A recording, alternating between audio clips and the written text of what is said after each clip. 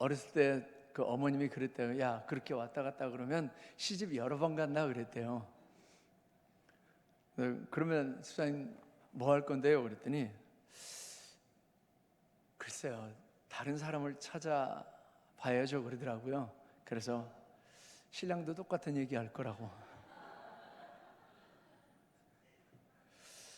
시집을 다시 가겠다. 아마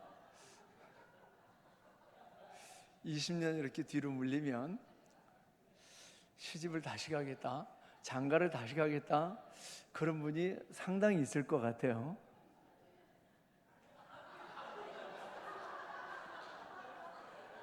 저한테는 물어보지 마세요.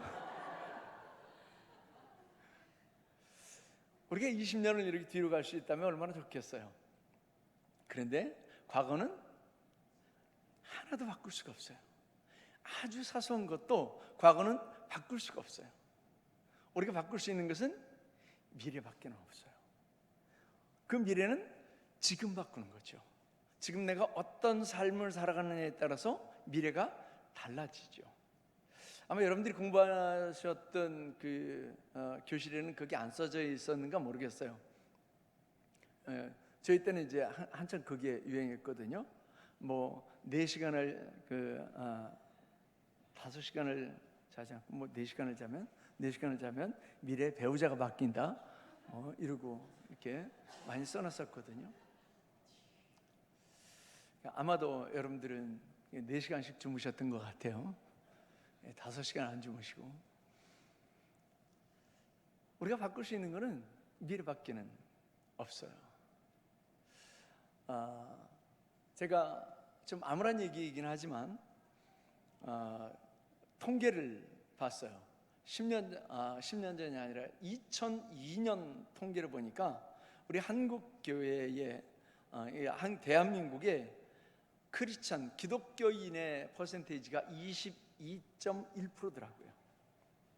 1000만이면 그때 뭐 1000만이 아니었으니까 20년 전이면 뭐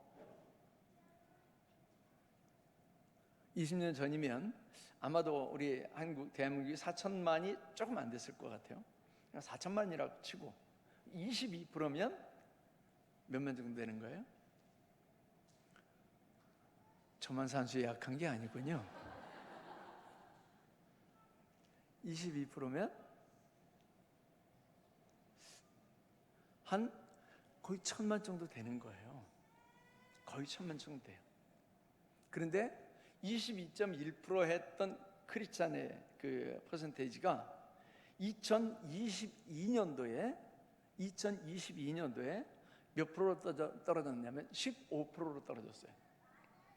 작년에 우리 대한민국 인구 대비 크리스찬 비율이 15%예요. 그래서 이 추세로 그대로 계산을 해서 2032년도에는 크리스찬 인구가 얼마나 될까를 계산을 해봤어요. 이건 통계를 하시는 분들이 계산을 한 거예요. 그랬더니 어느 정도 되느냐 하면 가난한 신자까지, 그러니까 나 예수 믿어 근데 교회는 안 가라고 하는 사람들까지 다 포함해서 5%가 조금 넘었어요. 인구수로는 261만이에요. 261만. 우리 지금 그 대한민국의 인구가 4천 몇백만이에요. 한 4,600 정도 되나요? 4,500만? 뭐 그 정도 된다 그러면 261만이면 너무 적은 거예요. 우리 한때 뭐 기독교 인구가 1000만이네 1200만이네 이렇게 숫자 노름을 했었거든요. 그런데 261만으로 그때는 떨어진다고 하는 거예요. 그래서 진단을 하는 거예요. 문제가 있으면 문제를 진단을 해서 이제 답을 내야 되잖아요. 그래서 답이 뭐냐? 신학자들과 그리고 통계를 내시는 분들이 답을 낸 거예요. 답이 뭐냐? 첫째, 교회의 차별성을 잃어버렸다라고 하는 거예요. 그러니까 세상 사람들이 따라올 수 없는 차별성, 다른 종교가 따라올 수 없는 기독교만의 차별성이 있어야 된다라고 하는 거예요. 두 번째는 세상을 움직일 수 있는, 세상을 바꿀 수 있는 영향력이 있어야 되는데 이걸 잃어버렸다라고 하는 거예요. 근데 한국 초대교회는 이 두 가지가 다 있었거든요. 차별성이 있었어요. 그 교회만이 보여줄 수 있는 차별성이 있었어요.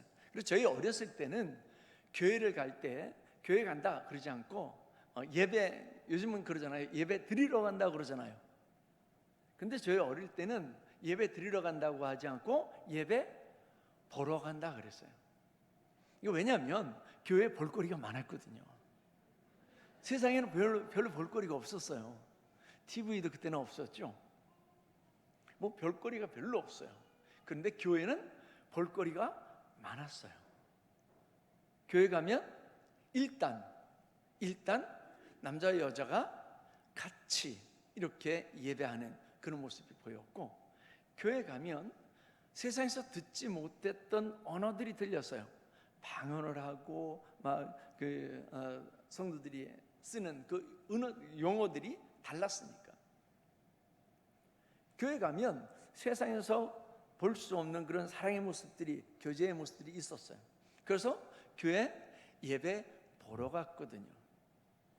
부흥회라도 하려 치면 볼거리가 얼마나 많은지 몰라요.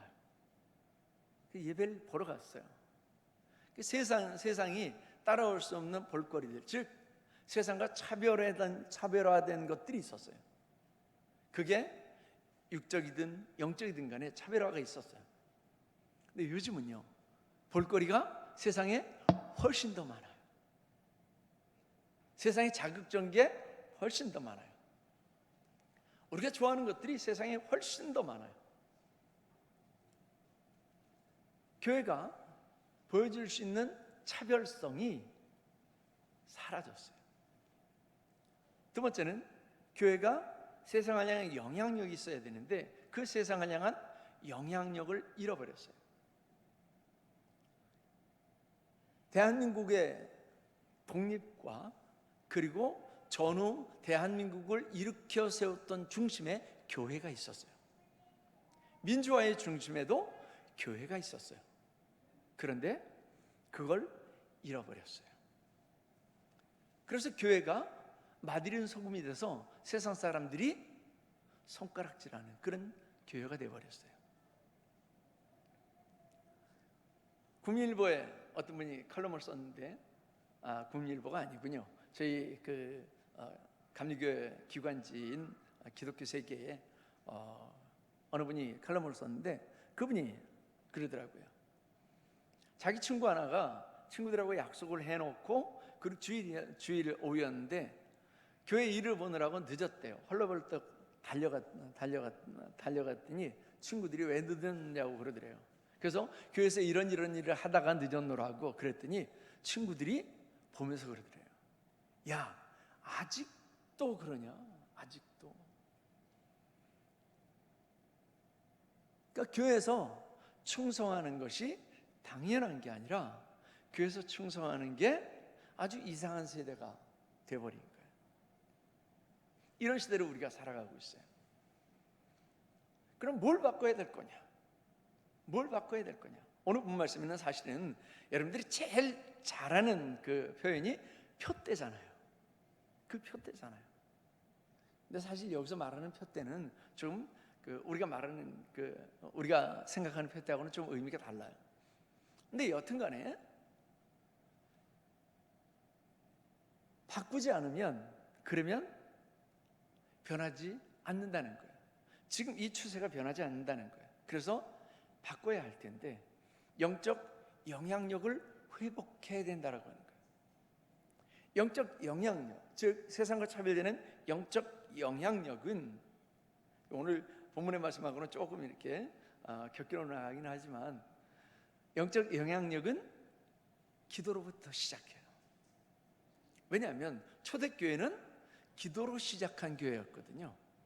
기도로 시작했고 그리고 그 기도의 결과 하나님의 성령께서 임하셨기 때문에 초대교회가 아주 파워풀한 그런 교회로 시작할 수 있었어요.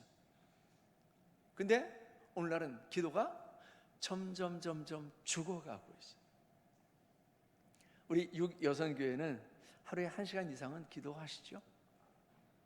아직도.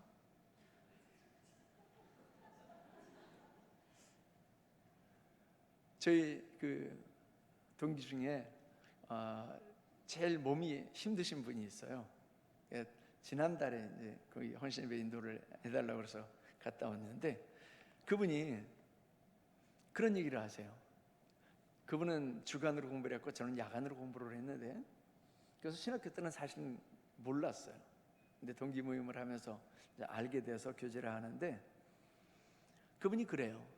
내가 몸이 이래서 내가 살려고 기도했다라고 하면서 뭐라고 얘기를 하셨냐면, 하루에 10시간, 12시간 기도를 했다는 거예요.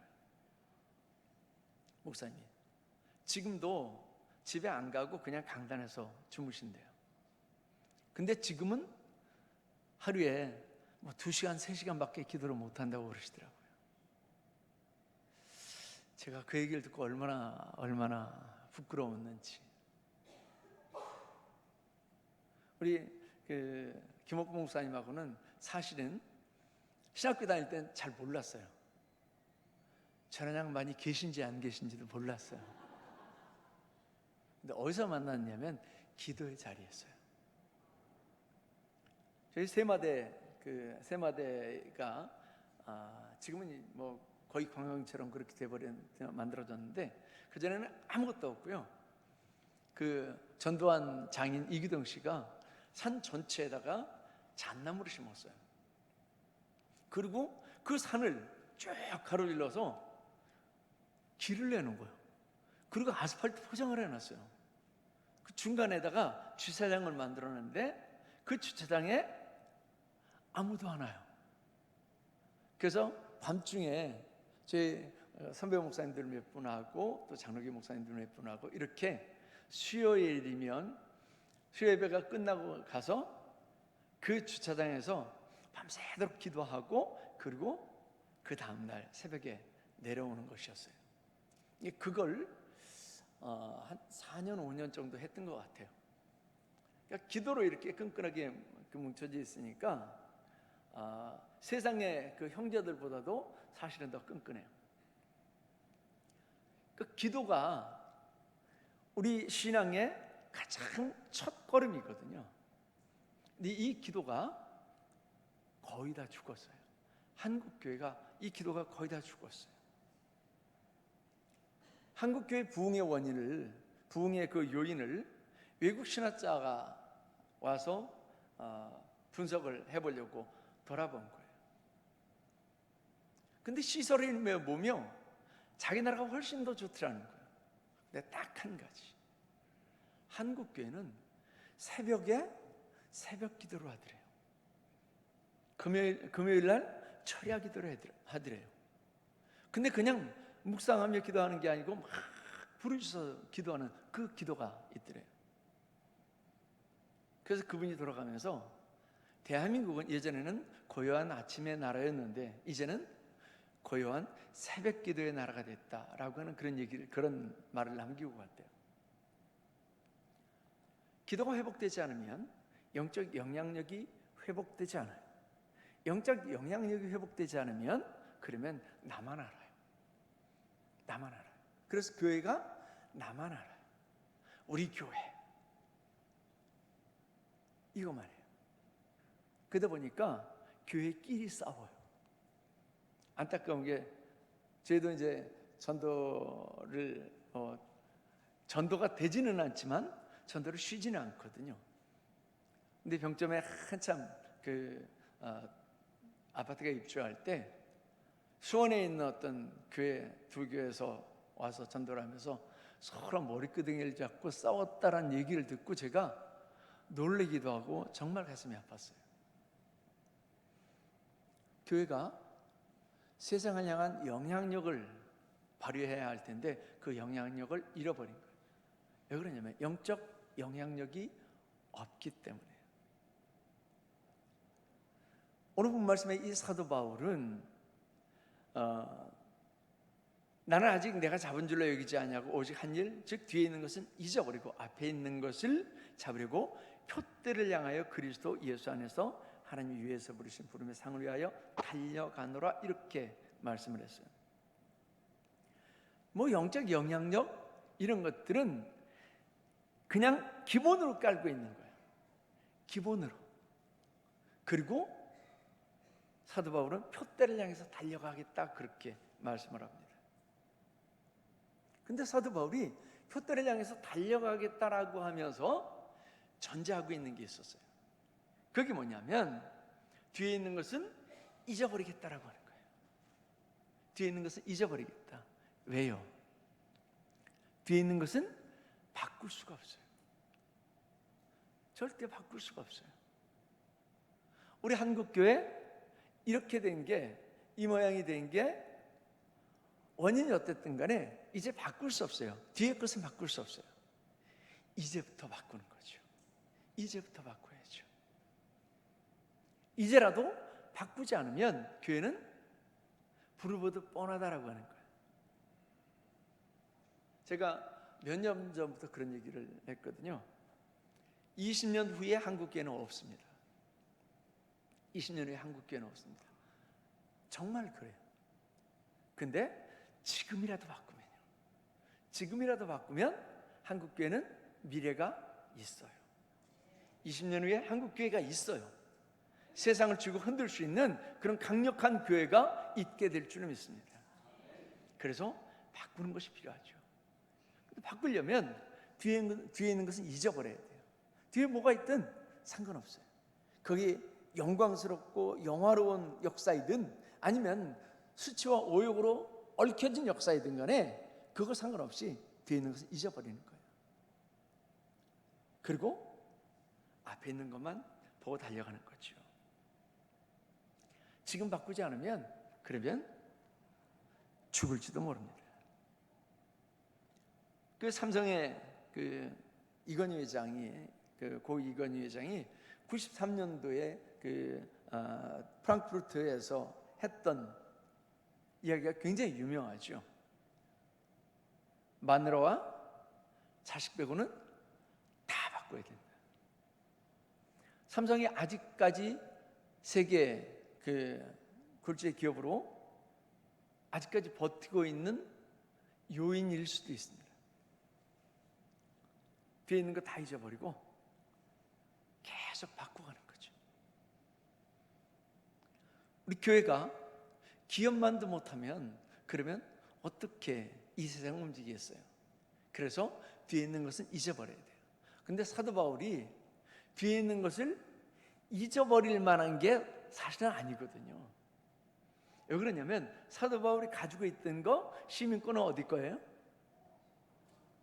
로마 거예요. 로마 시민권이에요. 그럼 누구의 밑에서 배워요?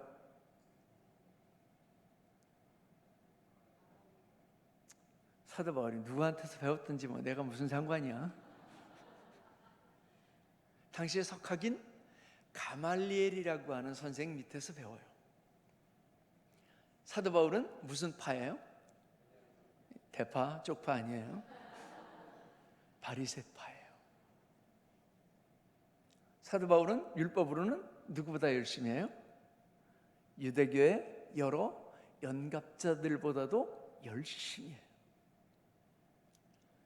사도 바울은 자랑할 만한 게 얼마나 많은지 몰라요. 즉 세상 사람들이 나 저거 하나 가졌으면 하는 것을 사도 바울은 몇 개나 가지고 있는지 몰라요. 그게 사도 바울이에요. 그런데 사도 바울이 뭐라고 그래요? 그 모든 것을 어떻게 하겠다고요? 배설물처럼 똥처럼 버리겠다는 거예요. 그게 사도 바울이 잊겠다고 했던 것들, 버리겠다라고 했던 것들이에요. 세상 사람들은 그 시민권 하나 얻으려고 얼마나 아둥바둥하는지 몰라요. 여러분들에게 지금 대한민국 시민권 그냥 포기 안 해도 되니까 미국 시민권 하나씩 줄게. 그러면 가지시겠어요? 안 가지시겠어요? 저는 안 가지겠습니다. 뭐 그러시겠어요? 그냥 덤으로 준다는데. 예전에 어느 분광성 목사님이 저희 교회 오셔가지고 그분이 브라질에서 오신 분인데요. 브라질은 가서 아이를 낳으면 그 아이만이 아니라 그 가족 전체에게 시민권을 준대요. 그러면서 브라질 와서 살라고 그러시더라고요. 그런데 뭐 브라질 시민권이 있다고 어디다 내미겠어요? 미국 시민권은 그래도 좀 내밀만 하잖아요. 근데 이 로마 시민권은 진짜 내밀만한 시민권이었어요. 그래서 백부장이 사도 바울한테 뭐라 그래요? 나는 그 시민권 어떻게 얻었다고요? 돈을 많이 들여서 얻었다고 그러죠. 그러니까 사도 바울이 턱 뭐라 그래요? 나는 나면서부터다 그러죠. 백부장이 돈을 많이 들여서 얻을 만큼의 가치가 있었던 것이 로마 시민권이에요. 나 가말리엘 밑에서 배웠어. 이 정도면 그러면 사람들이 껌뻑 죽을 만한 그런 스펙이에요. 나 바리새파 사람이야. 그러면 사람들이 무시를 못해요. 왜냐하면 율법적으로 흠이 없으려고 얼마나 철저한 율법적인 삶을 사는 사람들인지를 자타가 공인한 사람들이었으니까. 뭐 그것뿐이겠어요?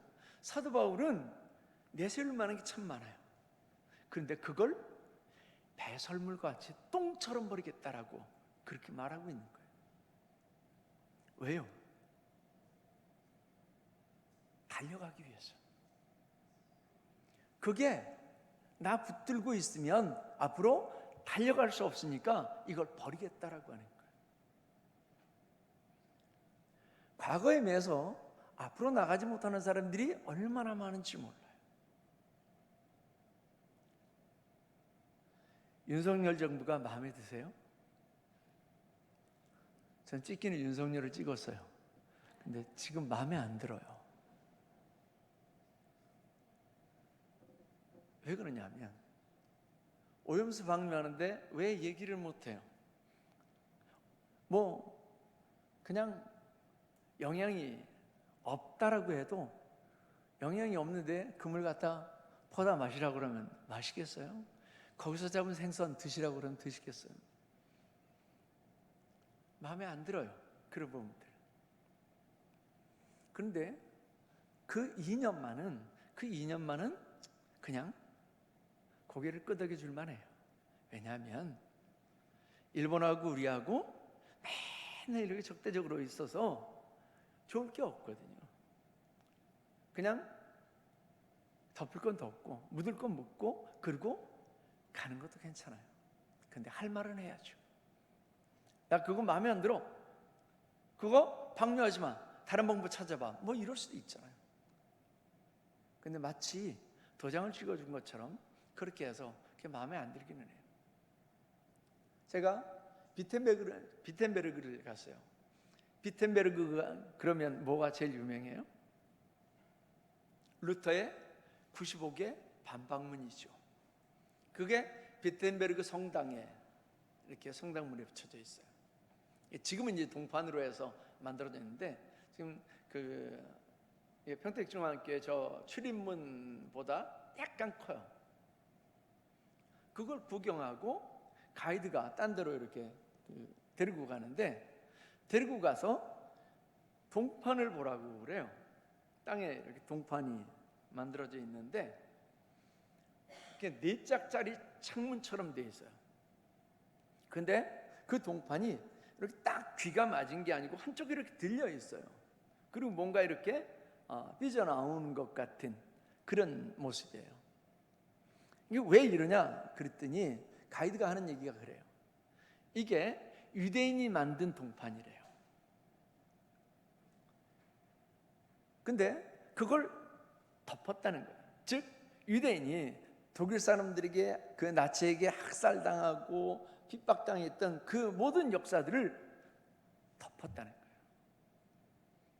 그런데 아무리 용서한다, 괜찮다 그렇게 덮고 지나가려고 해도 속에서 올라오는 그 분노, 억울함, 그 피해의식 이런 것들은 감출 수가 없다는 거예요. 그래서 그 동판을 뚫고 나오는 거예요. 근데 독일이 어때요? 독일은요, 수상이 되면 유대인들 무덤에 가서 무릎 꿇고 헌화하면서 잘못했습니다, 이걸 하거든요. 일본 놈들은 해요, 안 해요? 일본 분들은 안 하죠. 그런 얘기는 할 수 있어야 돼요. 우리가 해야 돼요. 너희들 역사는 바로 잡고 가야지. 잘못했다고 해. 그럼 용서해 줄게. 우리가 뭐 다른 거 바라는 거 아니잖아요. 진짜 잘못했습니다, 죄송합니다, 뭐 이거면 되잖아요. 근데 이놈들은 그걸 안 하네. 그러니 여기서 올라오는 게 얼마나 많아요. 근데 여하튼 간에 이게 계속 우리를 붙들고 있으면, 그러면 한일 관계는 앞으로 못 나가요. 어떤 사람은 몸이 다 자랐어요. 근데 어린아이로 살아가는 사람도 많아요. 왜 그러냐면 어린아이 때 그 상처 때문에 거기서 멈춰버린 거예요. 자라질 못해요. 그 인격이 자라지 못하고요, 그 정서가 자라질 못해요. 그래서 어린아이 때 상처가 있으면 이게 건강하게 극복돼야 되는데 치료되지 못했기 때문에 그대로 가면 어린아이가 그대로 그냥 몸만 크는 거예요. 그래서 건강하게 이게 치료가 돼야 돼요. 저는 집사람이랑 내적 치유 공부를 했는데 이게 치유가 안 되잖아요. 그러면 계속 그 상태에 머물러 있어요. 치유가 돼야 돼요.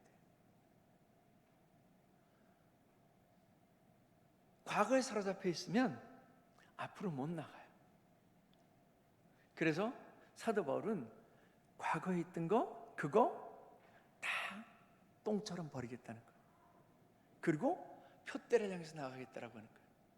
근데 그 표대가 문맥상으로 보면 그러면 그 표대가 뭐냐면 영생에 대한 소망이에요.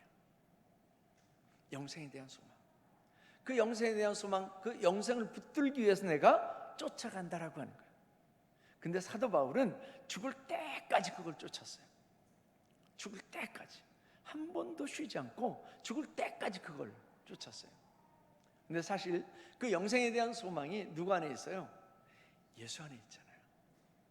예수 안에 있으니까 그 표대는 사실은 뭐 인물로 보면 예수라고 할 수도 있겠죠. 그러니까 예수님만 바라보면서 가는 거예요. 오늘 우리 육여성교회가 뭐 예수님만 바라보겠다라고 찬양했던 것처럼 예수님만 바라보고 가는 거예요. 뒤에 것은 잊어버리고. 내가 그래도 누군데, 내가 그래도 어떤 사람인데 뭐 이러면 예수님을 따를 수가 없어요. 그래서 이거 다 버리는 거예요. 그리고 예수님만 쫓겠다라고 하는 거죠. 우리가 다름질할 때 다른 것을 바라보면 그러면 제대로 다름질이 안 돼요. 표대만 바라봐야죠. 그래서 경주마에게는 뭘 씌워요? 눈에다가 가리막을 씌우죠. 그래서 옆이 안 보이도록, 앞만 보도록 이렇게 가리막을 씌워요. 여러분들이 경마장에 한 번도 안 가봐가지고 잘 모르시죠? 그렇게 씌워요. 저는 고등학교를 졸업하고 한 2년 정도 아버지 옆에서 같이 농사를 지었어요. 제 고향이 경기도 여주인데 농사를 지었어요. 그러니까 뭐 소 가지고는 한 번도 쟁질을 해본 적이 없는데 그 경위 가지고는 굉장히 많이 일을 해봤어요. 경위 가지고 밭을 갈고 그러면서 밭을 갈 때에 앞만 보고 가는 거예요. 그 건너편 밭두룩만 보고 그리고 가는 거예요. 쭉 가면 그러면 이 밭 가는 게 고다요. 근데 중간에 누가 불러요. 그래서 이렇게 쳐다보고 그러고 갔잖아요. 그때 몰라요. 근데 밭으로 끝에 가가지고 경기를 돌려서 딱 보면 표시가 나요. 눈을 돌렸던 그 자리가 표시가 나요. 눈만 돌린 게 아니고 몸도 돌아가는 거예요. 살짝 표시가 나요. 우리가 신앙생활을 하면서 앞만 보고 예수만 보고 다름질하면 그러면 신앙이 굴곡이 없어요. 성경대로 얘기하면 좌로나 우로나 치우치지 않게 되는 거예요. 근데 자꾸 옆을 봐요.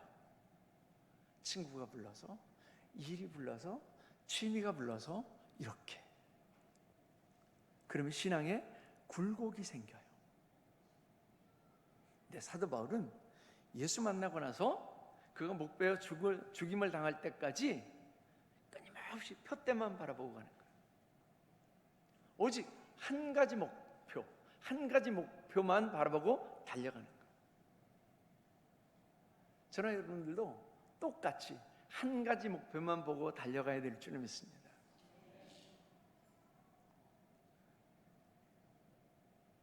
우리가 한 가지 목표만 보고 달려가지 못하도록 여러 가지 우리 방해하는 게 있잖아요. 얼마나 일이 많아요. 그래서 한국 사람들이 제일 많이 쓰는 말이 뭔 줄 아세요? 그렇죠. 외국인들도 다 알아요. 바빠. 그래서 빨리빨리. 한국처럼 빠른 나라가 없어요. 너무 바빠. 저도 되게 바빠요. 저는 회장님이에요. 사업자가 3개가 있거든요. 부동산 임대사업자, 그리고 카페 사장, 그 다음에 태양광 발전사업자. 실제로요. 목회자 그 타이틀은 빼놓고라도. 그러니까 바빠요. 어떤 때는 되게 바빠요. 근데 이렇게 바쁘면 본질에 충실하지 못하게 돼요. 제가 그래요. 누가 좀 가져가라. 카페 사장도 누가 좀 가져가고, 부동산 임대업자는 누가 좀 가져가고, 태양광 발전사업자는 누가 좀 가져가고, 좀 가져가라.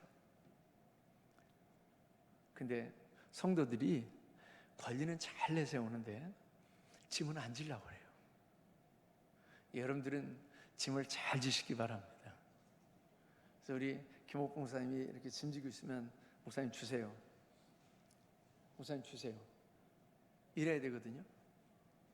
근데 목사님 이것도 좀 제가 그러고 있어요 지금. 근데 바쁘면 본질을 잃어버리게 돼요. 충실하지 못하게 돼요. 그래서 우리가 바꿔야 될 게 바쁜 일상이에요. 기도하는데 집중하지 못하도록 만드는 일상들, 이걸 바꿔야 돼요. 그래서 시간표 중에 우리 시간표를 이렇게 작성하잖아요. 아마 어른이 돼서 시간표를 만드신 분들은 거의 없을 거예요. 근데 학생 때는 다 한 번씩 만들어 보셨죠? 동글뱅이 쳐가지고 몇 시부터 몇 시까지 취침, 기상, 운동, 식사 해보셨죠? 그 시간표를 만들고, 그리고 시간표의 우선순위에 기도가 들어가야 돼요. 기도가 들어가서 하루에 1시간은 나는 죽었다 깨나도 잠은 못 자도 기도는 한다. 이렇게 일상의 시간표를 바꿔야 돼요. 그렇지 않으면 내 삶을 열심히보다는 정신없이 그렇게 살고 나중에 그래요. 기도할 시간이 없네. 기도할 시간이 없었네. 이렇게 돼. 말씀을 읽어보니까 말씀을 읽을 시간은 충분히 내겠더라고요.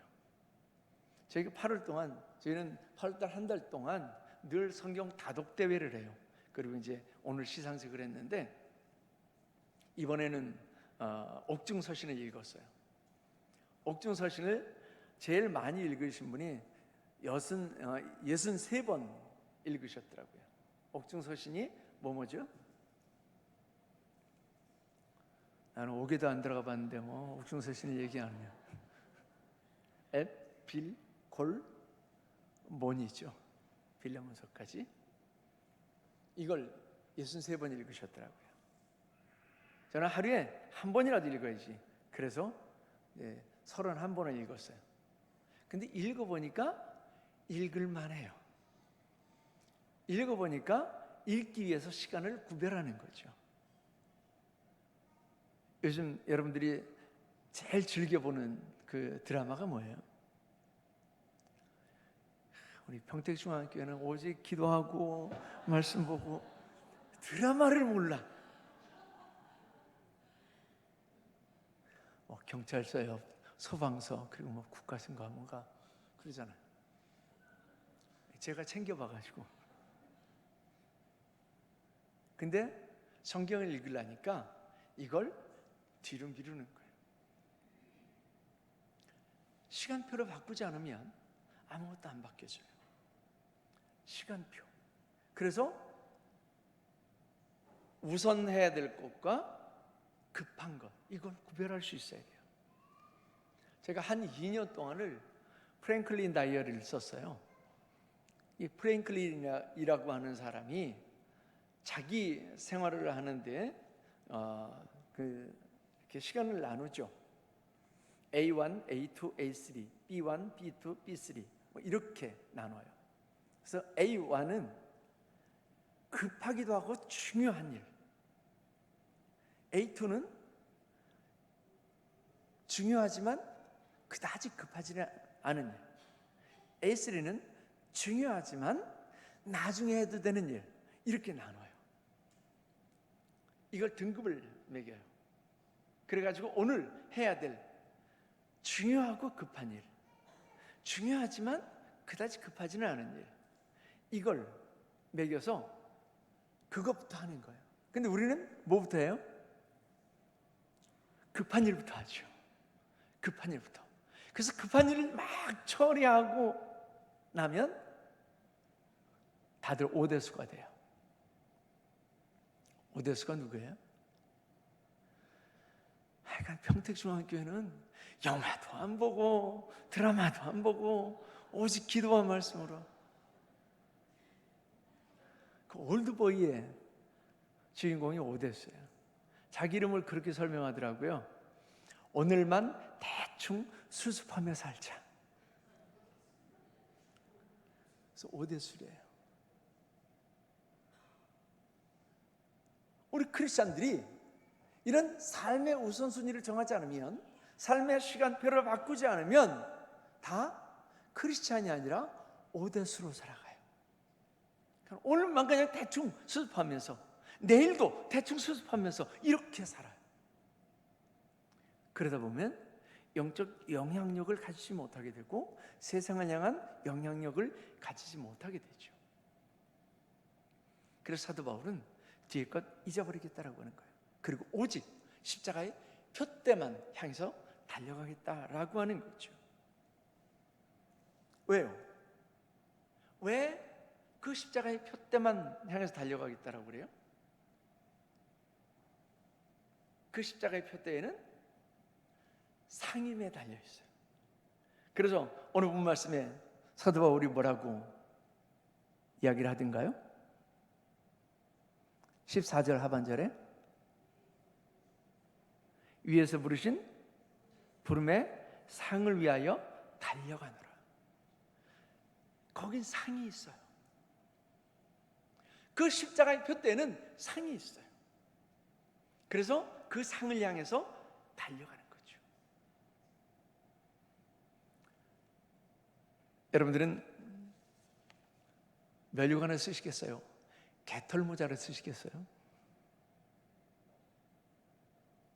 어느 장로님이 천국 갔더니 면류관이 쫙 놓여져 있어서 제일 크고 화려한 면류관을 딱 썼더니 안 맞더라는 거야. 이 정도는 아니어도 이거는 맞겠지. 그리고 썼더니 안 맞더라는 거야.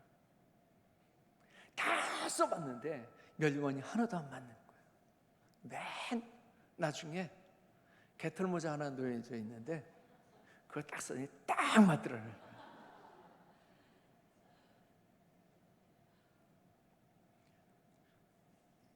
하나님께서 부르신 부름의 상이 있어요.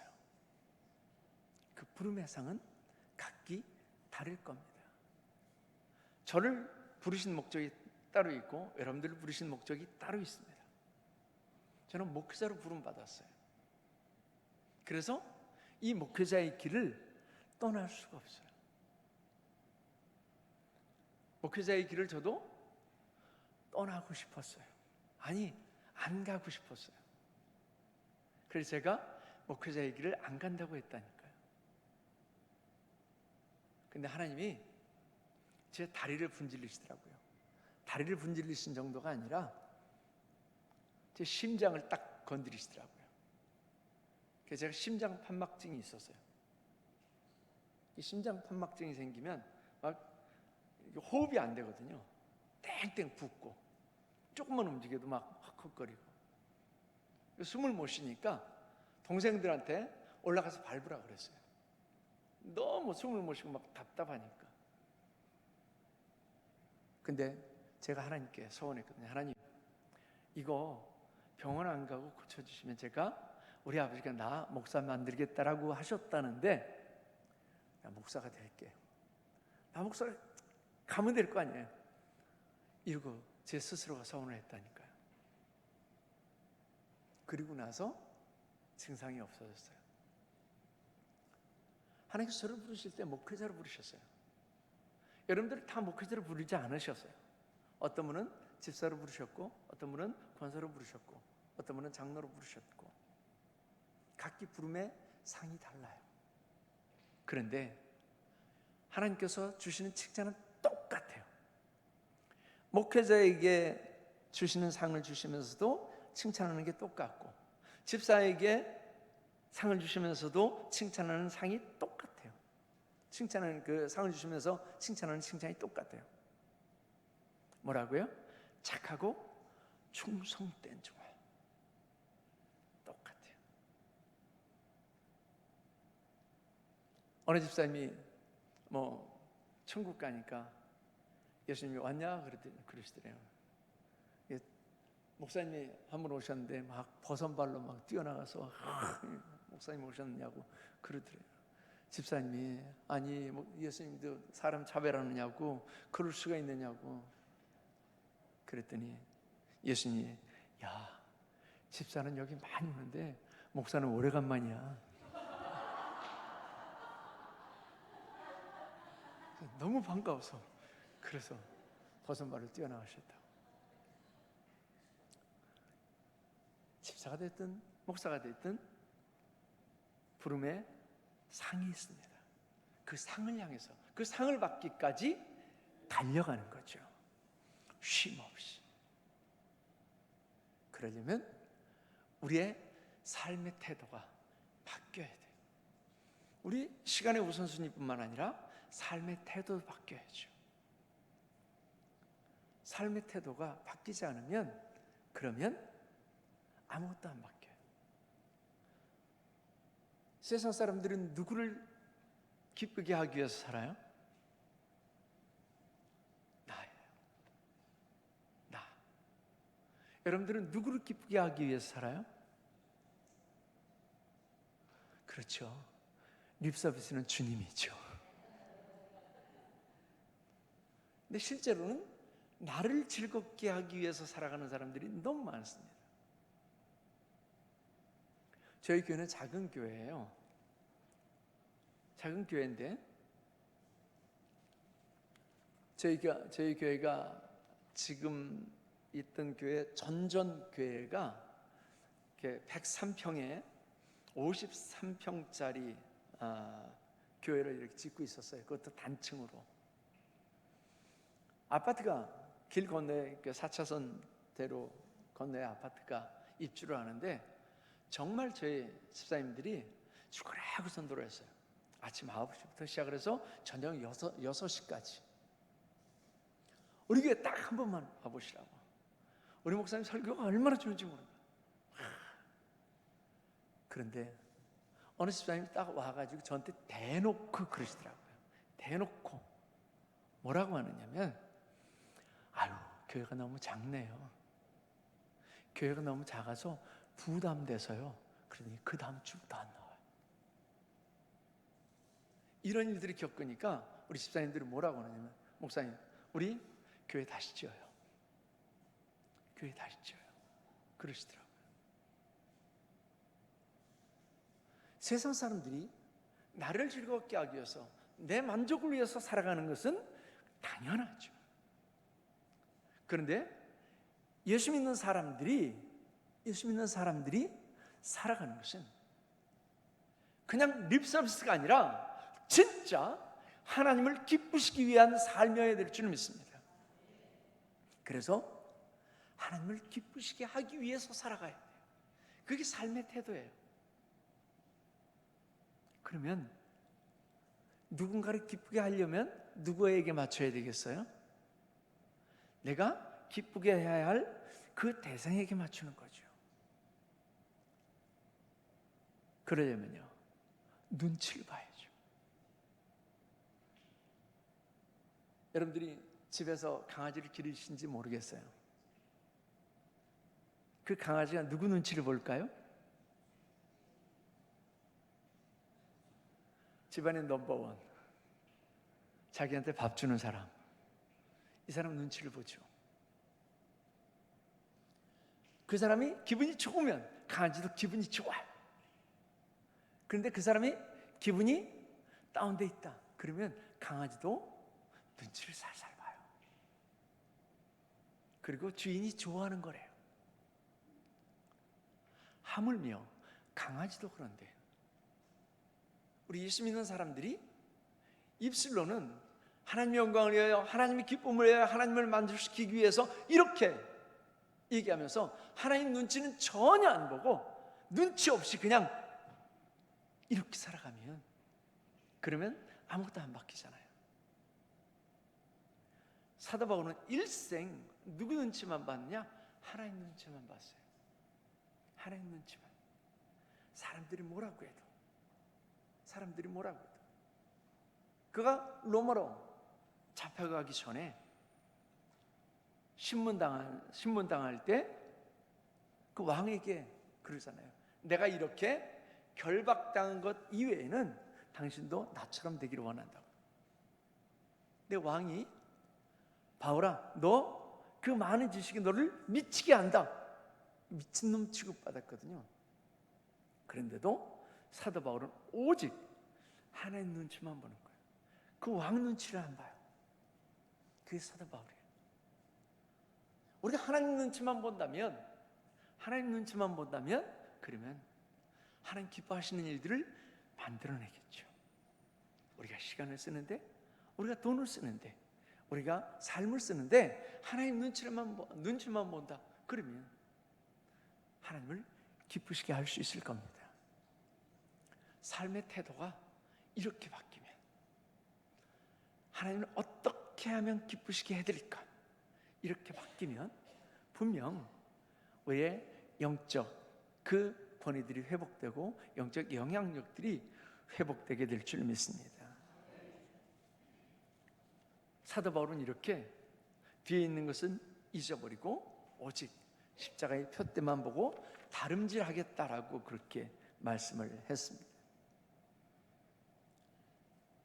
사도 바울이 그 다름질하겠다라고 하면서 그렇게 이야기를 하죠.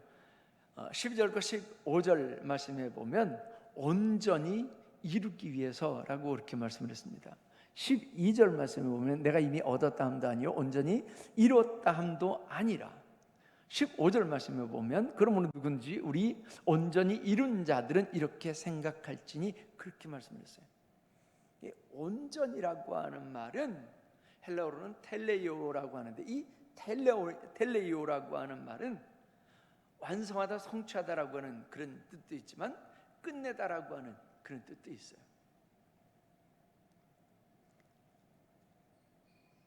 이 말은 원래 성숙하다라고 하는 말에서 온 거거든요. 성숙하다. 이게 덩치가 크다라고 하는 것과 성숙한 것은 의미가 다르죠. 저희 동네에는 저희보다 4년 선배인 분이 계셨는데 그분 덩치가 저희보다 훨씬 더 컸었어요. 근데 정신 연령이 어디에 멈춰 있었냐면 7살에 멈춰 있었어요. 그분은 늘 어린아이. 덩치는 컸는데 늘 어린아이. 신앙의 연조가 10년 되고 20년 되고 30년 됐으면 성숙 정도가 아니라 그냥 그 사람 말 한마디에 깊은 맛이 우러나야 되잖아요. 그렇죠? 그냥 그 갓 버무린 김치하고 한 2, 3년 그냥 그 땅 속에 묻혀있던 그 김치하고 맛이 어때요? 틀리잖아요.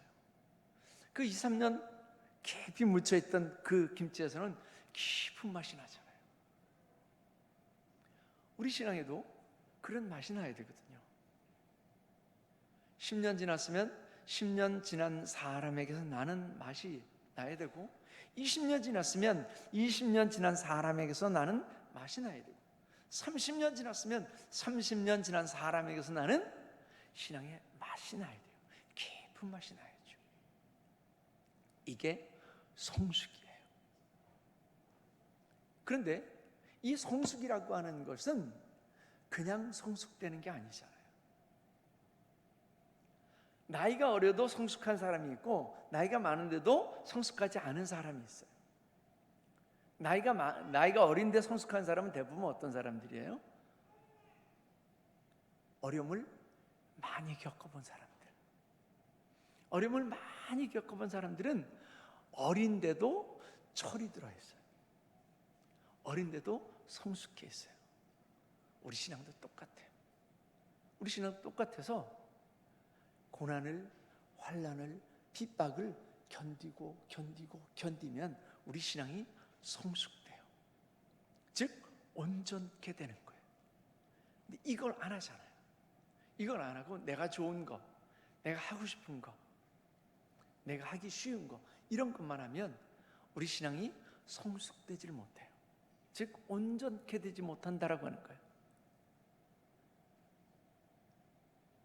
신앙의 고난과 환난과 핍박들, 어려움들, 역정들을 견디고 넘어가는 것이 표대를 향해서 달려가는 거예요.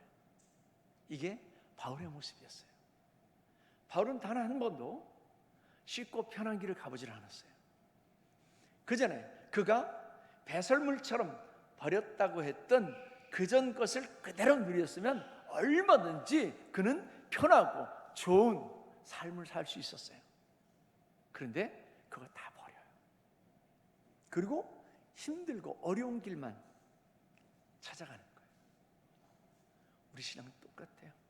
우리 신앙도 얼마든지 내가 편한 삶을 누릴 수 있어요. 그런데 교회 와서는 힘든 일 자체에서 하는 거예요. 저는 집사님들한테 늘 그래요. 집사는 교회에 가장 허드렛 일을 하는 사람들이다. 그래서 집사는 늘 손이 마를 날이 없어야 된다. 허드렛 일. 권사는요. 권사의 자리는 여기. 기도하는 자리. 늘 기도하는 자리.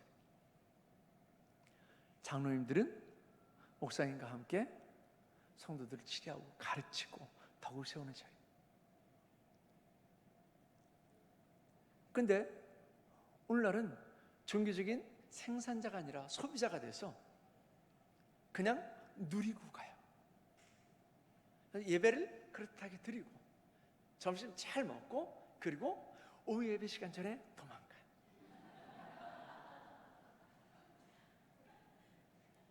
종교적인 소비자들이에요. 그래서 저는 종교적인 소비자가 되지 말고 생산자가 되라고 그래요. 뭔가를 생산해내려면 힘들죠. 어렵죠. 근데 그 길을 가는 거예요. 그게 십자가의 표대를 향해서 달려가는 길입니다. 크게 두 가지 말씀을 드렸어요. 첫째, 뭘 바꿔라? 시간표 바꿔라. 삶의 우선순위를 바꾸는 거예요. 두 번째는요, 삶의 태도를 바꿔라. 누구를 기쁘시게 하기 위해서? 내가 힘들고 어려워도, 내가 안 기뻐도 주님이 기뻐하신다면, 그리고 주님의 눈치를 보는 거예요. 주님의 눈치를 보려면 말씀을 알아야죠. 말씀 모르는데 주님의 눈치를 어떻게 보겠어요? 주님께서 원하시는 것이 뭔지 모르는데. 그래서 말씀을 봐야 되고, 말씀을 들어야 되고, 말씀의 은혜를 받아야 될 줄 믿습니다. 그렇게 바꾸면, 그렇게 바꿔가면 분명 우리는 사도 바울처럼 온전함에 이르게 될 줄 믿습니다. 그 온전함, 즉 십자가의 표대에 이르러서 저 여러분들에게 약속되어진 그 상급을 우리가 영원히 누리게 될 줄 믿습니다. 그 주인공이 다 되어질 수 있기를 축원합니다.